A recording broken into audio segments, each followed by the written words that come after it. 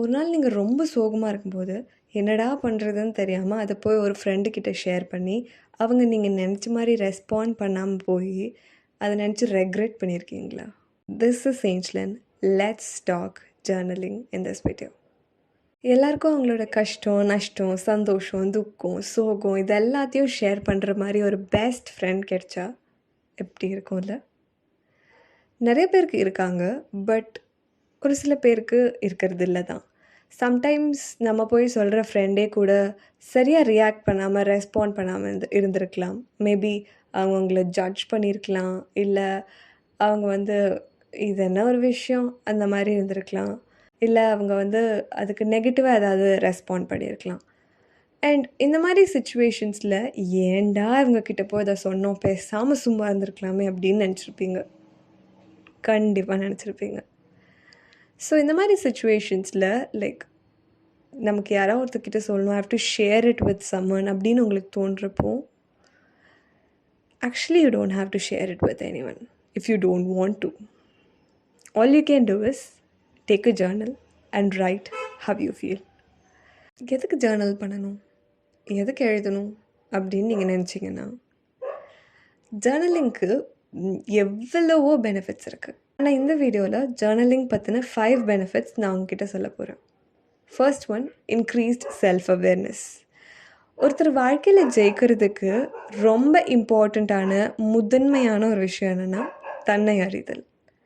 எனக்கு என்னை பற்றி தெளிவாக தெரியுங்கிற ஒரு கான்செப்ட். நமக்கு நம்மளோட ஸ்ட்ரெங்க்ஸ், வீக்னஸ், நம்ம எப்போ அழுவோம், எப்போ சிரிப்போம், எப்போ முறைப்போம், எப்போ கோவப்படுவோம், இதெல்லாம் தெரியும்போது நம்ம மற்றவங்கள ஹேண்டில் பண்ணுறது இன்னும் ஈஸியாகும். when you know yourself better, it is easier for you to handle other selves better. And கண்டிப்பாக நீங்கள் ஜேர்னல் பண்ணுறது மூலயமா you'll be able to know yourself better. For example, நீங்கள் உங்கள் இமோஷன்ஸ் பற்றி எழுதுறீங்க. எனக்கு இன்னைக்கு இந்த விஷயத்தில் கோவம் வந்துச்சு அப்படின்னு நீங்கள் எழுதும்போது you'll be able to understand what is the trigger. எது உங்களை ட்ரிகர் பண்ணியிருக்கு, எந்த ஒரு விஷயத்தினால நீங்கள் கோவப்பட்டீங்க அப்படிங்கிறது உங்களுக்கு தெரிஞ்சுக்க முடியும். இதே மாதிரி நிறைய விஷயங்கள் ஜேர்னல் பண்ணுறது மூலயமா உங்களை பற்றி நீங்கள் நிறையா தெரிஞ்சுக்குவீங்க. Second benefit, emotional regulation. ஒரு விஷயத்தில் வந்து புரிஞ்சுக்கப்படுறதில்ல அப்படின்னா அது நம்மளோட இமோஷ்னல் விஷயந்தான்.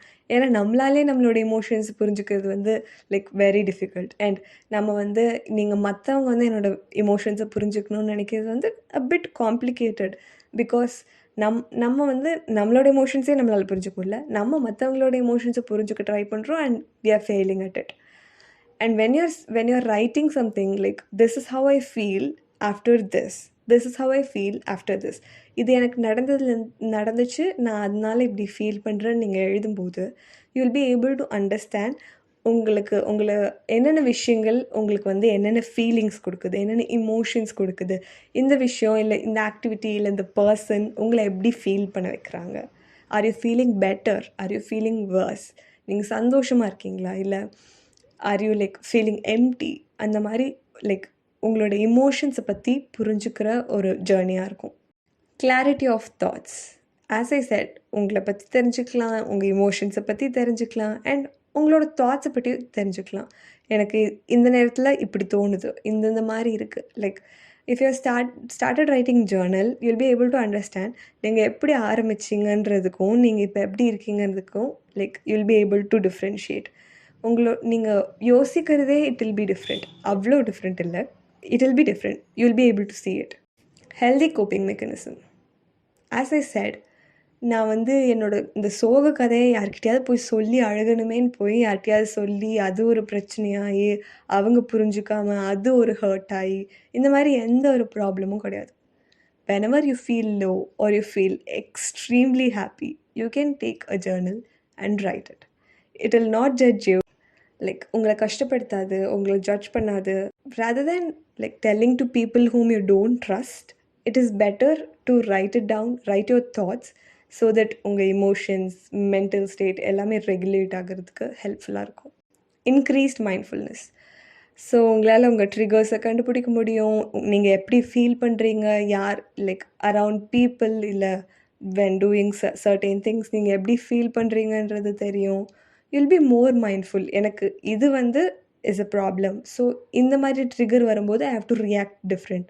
அந்த மாதிரி விஷயங்களெல்லாம் நீங்கள் புரிஞ்சுக்கும் போது will be more mindful about it. சரி, இதெல்லாம் பெனிஃபிட்ஸ். இப்போ நான் என்ன தான் எழுதுறது ஜேர்னலில்? What should I right?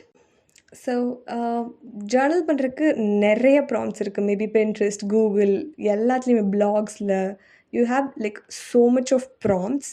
நீங்கள் வந்து எந்த ஏரியா ஆஃப் லைஃப் இம்ப்ரூவ் பண்ணணுன்னு நினைக்கிறீங்களோ அதுக்கு மேபி லைக் ஹெல்த்தோ இல்லை வெல்த் இல்லை ரிலேஷன்ஷிப்ஸ், நீங்கள் அதுக்கு போய் ரிலேஷன்ஷிப் ஜேர்னலிங் ப்ராம்ப்ட்ஸ் நடிச்சிங்கன்னா you will get a lot of prompts. நீங்கள் அந்த ப்ராம்ப்டை வச்சு நீங்கள் வந்து ஜேர்னல் பண்ணும்போது உங்களுக்கு நிறைய you'll be like thinking about it. அதுக்கப்புறம் அதை பற்றி யோசிக்கும்போது அதை ரிலேட்டடாக அந்த ஏரியா ரிலேட்டடான கிளாரிட்டி உங்களுக்கு கிடைக்கும். But if you're a beginner and இது வரைக்கும் நீங்கள் ஜேர்னல் பண்ணதே கிடையாது அப்படின்ற போது you can just write about your day. That is how I started. நான் இன்னைக்கு நாளில் என்ன நடந்தது, மார்னிங்லேருந்து நைட் வரைக்கும் என்ன நடந்தது, லைக் நான் யாரை மீட் பண்ணேன், இல்லை how I felt, that is important. நான் வந்து ஒர்க்கில் இருந்தப்போ இப்படி ஃபீல் பண்ணேன், இல்லை when I was at home I felt this way, when I went out I felt this way. நீங்கள் எப்படி ஃபீல் பண்ணீங்க, லைக் யாரெல்லாம் மீட் பண்ணீங்க, எங்கெல்லாம் போனீங்க, maybe like however your day went, உங்கள் நாள் எப்படி போச்சோ அதை பற்றிலாம் நீங்கள் எழுதலாம். ஜஸ்ட் நீங்கள் வந்து உங்களுக்கு என்னெல்லாம் தோணுதோ எல்லாமே எழுதலாம். மேபி லைக் ஃபார் எக்ஸாம்பிள் இவங்க வந்து எனக்கு இது இப்படி பண்ணிட்டாங்க, அது எனக்கு பிடிக்கல, ஐ ஃபெல்ட் வெரி ஹர்ட் அப்படி எழுதலாம். இல்லை நான் வந்து இவங்களுக்கு இதை பண்ணிட்டேன், ஐ ஃபெல்ட் வெரி கில்ட்டி அப்படிங்கிறது எழுதலாம். அண்ட் சம்டைம்ஸ் இன் லைஃப் நம்ம வந்து ஒரு சில பேருக்கு ஒரு சில கஷ்டங்கள் கொடுத்துருப்போம் and we might have felt sorry inside, ஆனால் அதை நம்ம அவங்கக்கிட்ட சொல்லியிருக்க மாட்டோம். இந்த மாதிரி சொல்லாத சாரீஸ், தேங்க்யூஸ் இதெல்லாம் எழுதலாம். அண்ட் மோஸ்ட் இம்பார்ட்டண்ட்லி நமக்கு நடந்த கஷ்டங்கள், நம்ம கொடுத்த கஷ்டங்கள். ஃபார் எக்ஸாம்பிள் இப்போது இன்றைக்கி வந்து பாஸ் என்ன திட்டாங்க, ஐ ஃபெல்ட் திஸ் வே. இல்லை என் ஃப்ரெண்ட் வந்து லைக் எனக்கு துரோகம் பண்ணிட்டான், என்னை வந்து நம்ப வச்சு ஏமாற்றிட்டான், I felt this way. However you feel, whatever is happening to you, whatever you are doing, எல்லாமே you can write it in your journal. And more then prompts, இது வந்து it's like better way to write, because உங்கள் மனசில் இருக்க எல்லாத்தையும் எழுத முடியும். And பின் குறிப்பு, நான் ஜேர்னல் எழுதினா என் ஜேர்னலை யாரும் எடுத்து படிக்க மாட்டாங்க அப்படின்னு எந்த ஒரு உத்தரவாதமும் இல்லை. கஜினி, சில்னர் காதல் இந்த படம்லாம் பார்த்துருப்பீங்க. ஜேர்னல் எழுதுறதே கண்டிப்பாக என்னைக்காவது ஒரு நாள் அது யாராவது எடுத்து படிக்கிறதுக்கு தான். And if you are like more concerned about your privacy, நீங்கள் வந்து ஒரு லாக் போட்டு ஜேர்னல் தான் வாங்கணும், வேறு வழியே கிடையாது. But if you don't give up, then you can like write your journal, keep it somewhere else. And யார் படித்தாலும் எனக்கு கவலை இல்லை அப்படின்னு நினச்சா ப்ராப்ளம் இல்லை. அண்ட் டெஃபினெட்லி நான் கண்டிப்பாக சொல்கிறேன், எடுத்து படிப்பாங்க.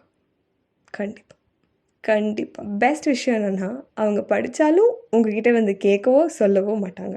That is the best thing. So if you don't father people, like யார் எடுத்து படித்தாலும் எனக்கு கவலை இல்லைப்பா அப்படின்னு நினச்சிங்கன்னா நீங்கள் அப்படியே வச்சுக்கலாம். இல்லாட்டி ஒரு லாக் ஜேர்னல் நீங்கள் வாங்கிக்கலாம். ஓகே, இப்போ என்ன எழுதணும்னு உங்களுக்கு தெரிஞ்சிருச்சு. பட் அதை வந்து ஒரு ஹேபிட்டாக எப்படி மாற்றுறது, ஜேர்னலிங் ஒரு ஹேபிட்டாக எப்படி மாற்றுறது? சிம்பிளான ஒரு விஷயம், like which has helped me to make journaling a habit. So இந்த மாதிரி ஒரு இயர்லி டைரி வாங்கிக்கோங்க. திஸ் இஸ் லைக் ஃபார் 2023 இந்த மாதிரி நீங்கள் 2024 ஒரு இயர்லி டைரி வாங்கிக்கோங்க. And your goal is to write. இப்போ January 1னா அந்த பேஜில் you should just ink down some words, அவ்வளோதான், வேறு எதுவும் இல்லை. January 1னா அந்த பேஜில் நீங்கள் சில வார்த்தைகள் எழுத போகிறீங்க, அவ்வளோதான், சிம்பிள் ஆஸ் தட். ஸோ இந்த மாதிரி டைரி வாங்குறதுனால you don't miss out on days. இப்போ டெய்லியும் தூங்க போகிறதுக்கு முன்னாடி I'm going to right however I felt, what ever has happened on that day. அதை வந்து நான் ஒரு 5 minutes உட்காந்து எழுத போகிறேன். நீங்கள் keep your journal on the like side of your bed and before going to sleep, இப்போ 11 o'clock 12 o'clock எத்தனை மணியாக இருந்தாலும் சரி, நீங்கள் படுக்க போகிறதுக்கு முன்னாடி பென் எடுக்கிறீங்க, ஜேர்னல் எடுக்கிறீங்க, ஏதோ ஒரு லைனோ இல்லை 10 லைனோ இல்லை எவ்வளவோ அந்த பேஜ் ஃபுல்லாகவோ எழுதிட்டு அவ்வளோதான், you're keeping it aside. And some days உங்களுக்கு ஜேர்னலில் எழுத தோணலைன்னா just take the note, write few words. ஒரே ஒரு சென்டென்ஸ் எழுதுங்க போதும். Today is a good day, today is a bad day, I feel tired, அந்த மாதிரி ஏதோ ஒன்று எழுதுங்க. அவ்வளோதான். Your goal is to not miss out a single page. ஒரு பேஜ் கூட நீங்கள் விட போகிறதில்ல. எல்லா பேஜ்லேயும் எழுதியிருக்க போகிறீங்க அண்ட் அந்தந்த நாள் எழுத போகிறீங்க. அவ்வளோதான். ஸோ இந்த இயர் எனக்குமே ஒரு tough year, but journaling has made it very easier for me. When I look back after like 1 year of journaling, I'm like என்னால் நிறைய விஷயத்தை என்னை பற்றி புரிஞ்சுக்க முடியுது. நான் இப்படி இருந்திருக்கேன், இப்படி மாறி இருக்கேன், இந்த விஷயம் பண்ணியிருக்கேன். லைக் மை மை லைக் என்னோடய மென்டல் க்ரோத், என்னோடய இமோஷ்னல் க்ரோத் என்னால் பார்க்க முடியுது. அண்ட் ஐ பிலீவ் இந்த ஒரு ஹேபிட்டை நீங்கள் இன்ஸ்டால் பண்ணுறது மூலயமா you will also be able to see this kind of growth in your life. And அந்த க்ரோத் வந்து எல்லாரும் பார்க்கக்கூடியதாக இருக்கணும்னு அவசியம் இல்லை. when you are able to see that you are growing, well and good. So நீங்கள் எந்த ஒரு விஷயம் ஃபாலோ பண்ணாட்டி கூட பரவாயில்ல, but start writing a Journal. அது வந்து இட் வில் கிவ் யூ நிறைய மென்டல் ஸ்பேஸ் கொடுக்கும். You will feel very light hearted. நீங்கள் வந்து உங்களோட மைண்டில் மனசில் போட்டு எல்லாத்தையும் டம்ப் பண்ணி வைக்காமல் putting it out on this piece of paper, நீங்கள் வந்து you'll be able to like become whole new person. கண்டிப்பாக you will feel the difference. After 1 year of journaling, when I say this, you should give it a try. So இன்றைக்கி போய் ஒரு 2024 diary வாங்குறீங்க and every single day நீங்கள் journal எழுத போகிறீங்க. This is the promise that you are going to make. So I believe இந்த வீடியோலேருந்து உங்களுக்கு ஜேர்னலிங் பற்றி ஏதோ ஒரு ஐடியா கிடச்சிருக்கோன்னு. அண்ட் உங்களுக்கு எந்த டவுட்ஸ் இருந்தாலும் ask it in the comment section and I'll be answering it. If you have found this video helpful, share it with your friends so that they can get some value out of it. Thank you so much for watching. See you on next Sunday.